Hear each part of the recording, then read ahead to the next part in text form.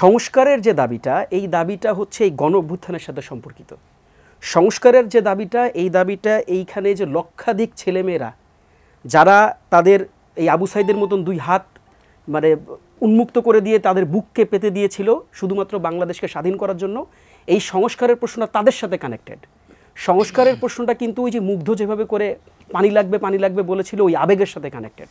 সংস্কার শব্দটা এই গণ অভ্যুত্থানের স্পিরিটের সাথে কানেক্টেড।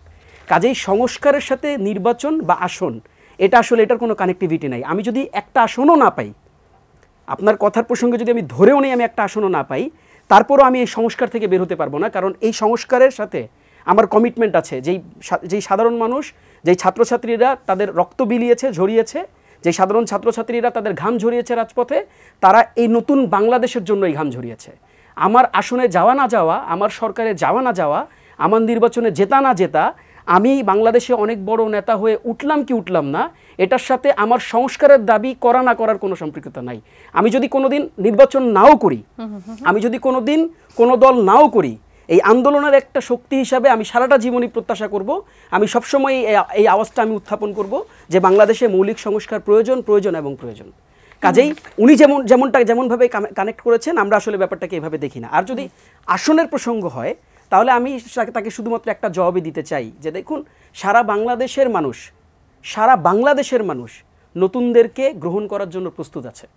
আমরা এটাকে ইউথ ডিভিডেন্ড পিরিয়ড বলছি। ডেটা কি বলছে, আপনি ডেটা দেখেন। আমরা বলছি যে এটা ইউথ ডিভিডেন্ড পিরিয়ড, যেটা প্রতি 100 বছরে 1 বছর আসে, প্রতি 100 বছরে ঘুরে আসে এটা। যেই ইউথ ডিভিডেন্ড পিরিয়ডে ডেমোগ্রাফিতে সর্বোচ্চ সংখ্যক ইউথ থাকে, ইয়াং জেনারেশন থাকে। So young generation will decide যে কারা ক্ষমতায় থাকবে। নানা ধরনের আশঙ্কাও আছে। বিশ্লেষকরা বলছেন যে 1971-এর পর যে তরুণ প্রজন্ম ছিল, তাদেরকে অপচয় হতে দেখা গেছে। সেক্ষেত্রে 90-এর পর যে আসলে 90-এর আন্দোলনের পর যে ধরনের প্রত্যাশা ছিল, সেটিও পুরোপুরি প্রমাণ হয়নি। সেই আশঙ্কাকে একেবারে উড়িয়ে দেওয়া যায় না? উড়িয়ে দেওয়া যাচ্ছে না।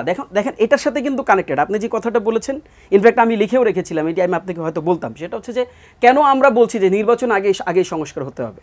এটার কিন্তু রিজন আছে। আপনি দেখেন যে 90 যখন গণঅভ্যুত্থান হলো, এটা আমাদের হাবিব ভাইয়ের আরও ভালো জানবেন, তখন কিন্তু 3টা দাবির উপর ঐক্যমত, সকল পার্টি কিন্তু ঐক্যমত হয়েছিল। কিন্তু আনফরচুনেট, এটা আমাদের দেশের জন্য আনফরচুনেট যে যখন নির্বাচিত গভর্নমেন্ট আসলো, তারা কিন্তু 3টা দাবি ভুলে গেছে। অথচ এই 3টা দাবি ছিল গণঅভ্যুত্থানের অন্যতম দাবিগুলোর হচ্ছে অংশ।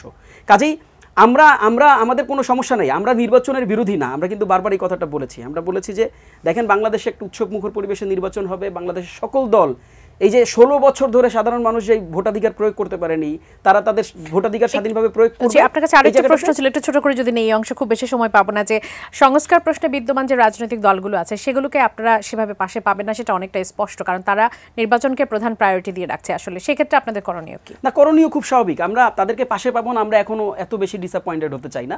কারণ আমরা আসলে বাংলাদেশের অন্যান্য সকল রাজনৈতিক দলকে বাংলাদেশের পক্ষের রাজনৈতিক দলই আমরা ভাবতে চাই। আমরা অন্যান্য সকল রাজনৈতিক দলকে তারুণ্যের পক্ষের রাজনৈতিক দল হিসাবে ভাবতে চাই। মানে সারা দেশের মানুষ যদি বাংলাদেশের পরিবর্তন চায়, এই পরিবর্তনের বিপরীতে যারা দাঁড়াবে, তাদের রাজনৈতিক দূরদর্শিতা, তাদের রাজনৈতিক দৃষ্টিভঙ্গি, তাদের রাজনৈতিক ভবিষ্যৎ কি হবে, এটা তারা সেই সিদ্ধান্ত নেবে, এটা আমরা ডিসাইড করব না। সানবিট সব দিবে সামাল। সানবিট ম্যাজিক প্রেস, ডিশওয়াশিং এর মাথা ঘোরানো সলিউশন। 3 বছর পর কোন দল ক্ষমতায় যাবে আমরা কি নিশ্চিত? সে দল ক্ষমতায় গিয়ে সংস্কারের কথা আমরা বলতেছি, করার পর সেই সংস্কৃতি পাল্টে দেয়, সংঘর্ষ বলে কী হবে তখন? কে তো বলতে পারছে না কে যাবে। এখন স্বাভাবিকভাবে দেখা যাচ্ছে এখন নির্বাচন হলে, যেহেতু এখন এনসিপি এখনও নিবন্ধিত দল হয়নি, হবে আরও 22-22টা দল আসতেছে। এটা আলামত বোঝেন না? এটা কি? এটা কি নির্বাচনের আলামত? এইসব দলগুলি যারা, ওই আমার যে ভাই বলছে এনসিপিকে ওইভাবে বলাটা ঠিক হয়নি, তার কারণ কয়টা আসন পাবে, 10-12 জন আছে তা না। রাজনীতি কিন্তু একরকমভাবে যায় না। রাজনীতি কিন্তু এটা হলো আপনার ওই জ্যামিতিক হারে অনেক সময় জনপ্রিয়তা বাড়ে, আবার জ্যামিতিক হারে জনপ্রিয়তা কমেও যায়। আর এনসিপি যদি তাদের কাজ দিয়ে, কর্ম দিয়ে জনগণের কাছে প্রত্যাশা জন্মাতে পারে যে তারা এই কাজগুলো করবে, তারপর জনগণ তাদের পক্ষে ঝুঁকে পড়তেও পারে। তো এটা একেবারে ওইভাবে বলাটা ঠিকও না, উচিতও না, আমি মনে করি আর কি। কিন্তু নতুন যে রাজনৈতিক দলগুলো আসছে বা এনসিপির কথা যদি বলি ভাই, ছোট করে একটু যদি বলি, সেটি হচ্ছে যে তাদের হাতে কি খুব বেশি সময় থাকবে? জাতীয় নির্বাচন যদি ডিসেম্বরে থাকে, সেই প্রস্তুতি নেবার মতো সময় তো তাদের থাকছে না, সেটা তাদের নাই, আমি সেটাই বলছি, তাদের নাই। তারপর বলি না যে কিছু কিছু কর্মের মধ্য দিয়ে, যেমন এখন তারা তাদের গঠনতন্ত্র বা তাদের যে সামনে যখন নির্বাচন ইশতেহার কি, এখন তো তারা যেহেতু নিবন্ধিত দলও হয়নি, এখন পর্যন্ত তার গঠনতন্ত্র ঠিকমতো এখন করেনি। তাদের গঠনতন্ত্রের মধ্যে সেই ধরনের কোনো আকর্ষিত কোনো কিছু থেকে থাকে, মানুষ তখন ঢুকে যেতেও পারে। আমি সম্পূর্ণ এটাও দেখছি।